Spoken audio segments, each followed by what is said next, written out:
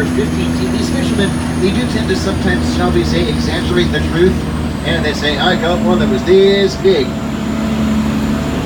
Actually, wait a minute, the police are taking the sonar and they've detected something in the water. It's 25 feet long. Wait a minute. 25 feet, that's not the dimensions of the actual shark they were looking for, which means we have to warn the diver who's still out there.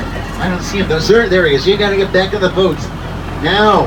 Hey, out of the one that we're too late. The shark has got him. What do we do? Help, police. Oh, that's right, you are the police. Blood, and death. Everyone, please remain seated at all times as we make our way across the dock. I think our boys have caught the wrong shark. The real Jaws is still out there somewhere. Our only hope will be if he takes the bait attached to the yellow buoy in the harbor. We're going to put a hole here next to this pier, and these gas pumps here, and all this other flammable stuff. What could possibly go wrong? He's taking the bait. He's taking the pier.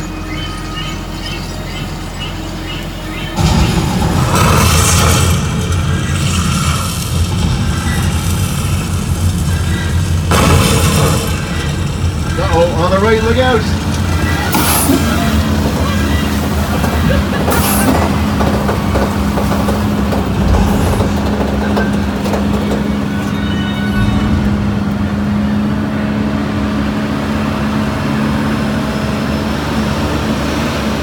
Well, yeah, let's see. I know the big plastic shark looks kind of phony up close, but he's much more reliable than with Bruce, the mechanical star of Jaws.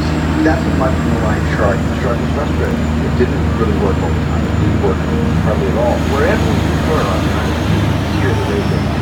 They were always saying, the shark is not working for me. The shark is not.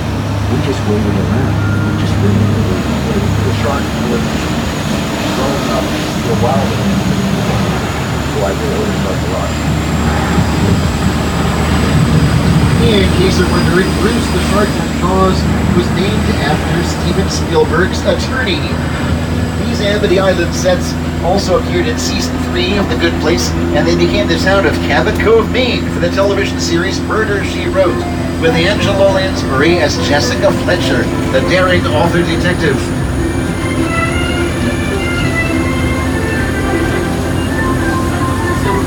So our lawn has lots of uses. We do productions here. It's also a training ground for the next generation. Up on the left here is Elm Street, where we have some students and faculty from the New York Film Academy making some student films. And coming up on the right is a structure called the Chicken Ranch, which has appeared in the movie musical Shout with John Travolta, an episode of Quantum Leap with Scott Bakula, and Beethoven's Fifth with a big St. Bernard and Dave Thomas of SCTV and Strange Brew.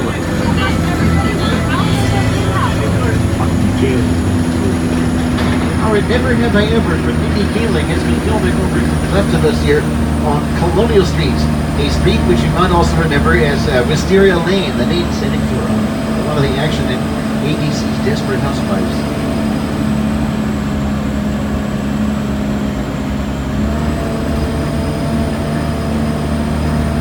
Hey, good news, Desperate Housewives fans. We're gonna see the streets. At first, it wasn't. We weren't too sure. Our driver Dean has made the phone call. We're clear. All right. So what have we got here? Coming up on the left, this beige house that was home to James Stewart as Elvin P. Dowd and his 6-foot-tall invisible rabbit friend Harvey. In Harvey, this light brown house, number 43.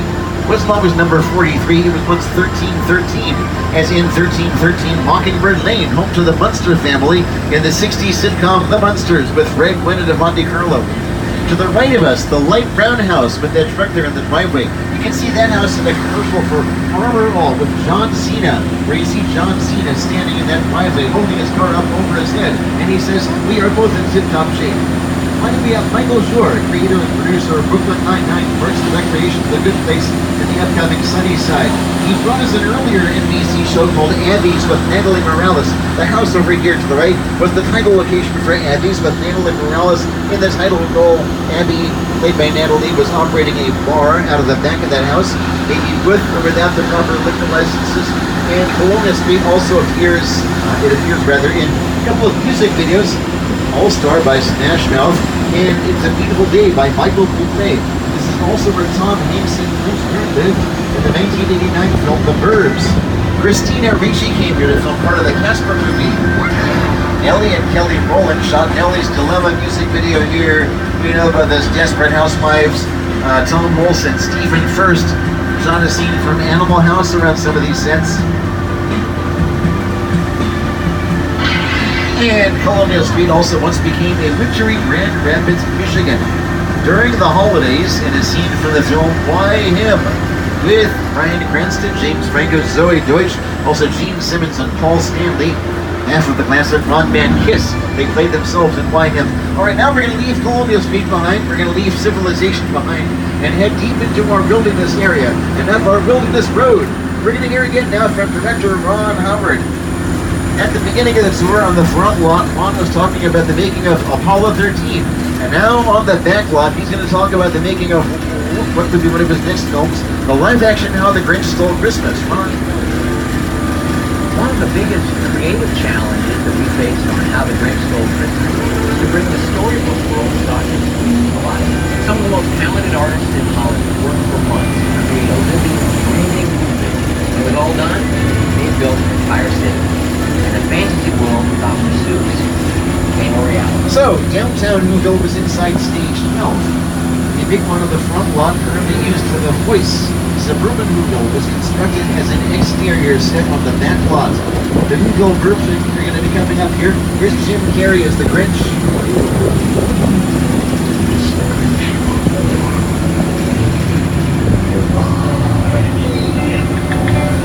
You're as kindly as a cactus, and as charming as a bee. You're a bad banana with a greasy black face. And here's what the Suburban Newville sets look like in the movie. For the movie musicals Mamma Mia, Chicago, and Mamma Mia, Here We Go Again, this is Christine Baranski as Martha May Whovier, using a Gatling gun to decorate her house. Her neighbors are the Lou Who's, Lou Who, played by Bill Irwin. And his wife, Betty Lou Who, played by Will and Grace's Molly Shannon.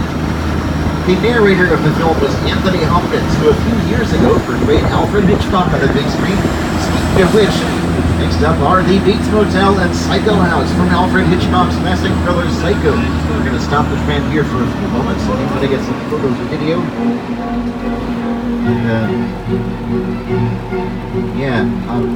Did you all see that? We all go a little mad sometimes. That was kind of creepy. So wait a minute. Oh, I know who that is. It's Norman Bates.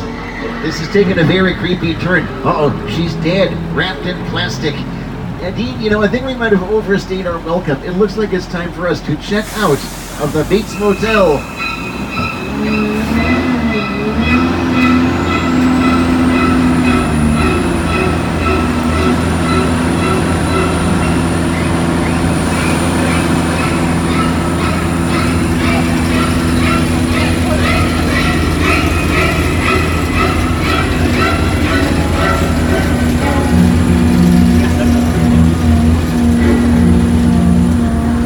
Head up to the house now, the way that Vera Miles is, sort of like how Vera Miles is doing right here in the scene from the film. And now, coming up, one of the most impressive movie sets ever created, the spectacular crash site from Steven Spielberg's War of the Worlds. This is what's left of the neighborhood where Tom Cruise out in the scene from the film. That's an actual plane which was destroyed specifically for this incredible scene. Here. It was all designed around the vision of Steve. You forget to sit down to talk about War of the World. I thought, what if the 747 goes down right in a big neighborhood? We're going to hold the tram here for a few moments. Should you want to get some photos or video? Because it's just something you don't see. You're doing good. You're doing great. Keep your eyes on me. Listen, now listen, I want you to close your eyes, okay? Now close. Now, everybody make sure that you're in your seats. Robbie, get in. And like I was saying, Get in. the set for War of the Worlds is one of the largest ever constructed. Or should I say destructed? And we are approximately 10 minutes from the end of the tour, and we'll be returning to the theme park shortly. Remember to pull the emergency cord if you need assistance and remain seated at all times. Just ahead of us here on the right is a log cabin used to the comedy The Great Outdoors with SNL's Dan Aykroyd and John Candy of SCTV. To the right of us behind the cabin is a big blue wall. That's a man-made lake known as Falls Lake. We can fill the lake with water and then make it appear to be an entire ocean or other large body of water to the camera, with the backdrop blocking out the entire San Fernando Valley, like Falls Lake was the English Channel for some scenes. Christopher Nolan's Oscar-winning World War II drama Dunkirk, and the Hudson River for the plane landing sequences in Sully with Academy Award winner Tom Hanks. Directed by another Academy Award winner, Clint Eastwood.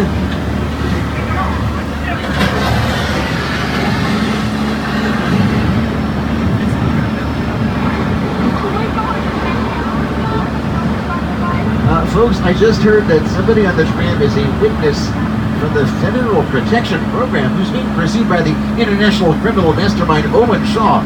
We've been instructed to hide out here in Sullivan Truck Repair.